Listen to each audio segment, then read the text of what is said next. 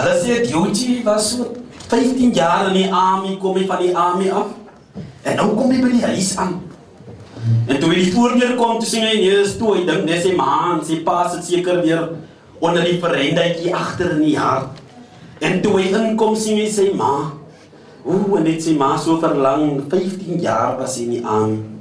Hy sê, mama, nou sy ma half doof, en jy weet, as die mense oud raak en raak al doof. Sy vraag, Jan, is het jy? Hy sê, ja, ma. Sy vraag my, nou, waar was jy al die jare gewees?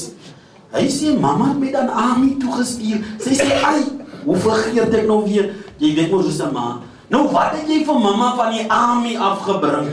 Nou, dink hy, wat bring 'n mens van die army af? Maar hy krap toe maar in sy jou sakkies, sy rugsak, hy kry toe so 'n handgranaat, verlore handgranaat. Hy sê, mama, ek het vir mama 'n handgranaat van die army afgebring. Sy ma is so impressed met hierdie handgranaat. Sy vra nou, hoe werk hierdie ding? Hy sê, maklik maar, jy trek net hierdie pennietjie uit, en hy trek hom toe uit. En nou kyk hy, waar toe kan hy nou die ding gooi? Maar hy sien so ver van hom af, is daar so 'n plankgebouwtjie. En hy rol hom in die rigting van hierdie plankgebouwtjie.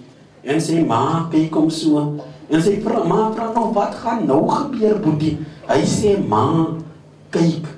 En toe is daar 'n groot explosion wat plaasvind. Sy ma kyk hom so.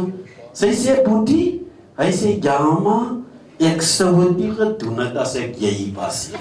Hy vra, hoekom nie, ma? Sy sê, jou pa is daar.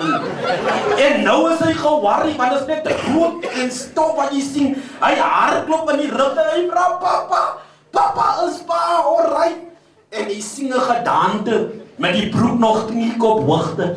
Kom sy pa, hy sê, ja, my kind, is seker iets wat ek geëet het.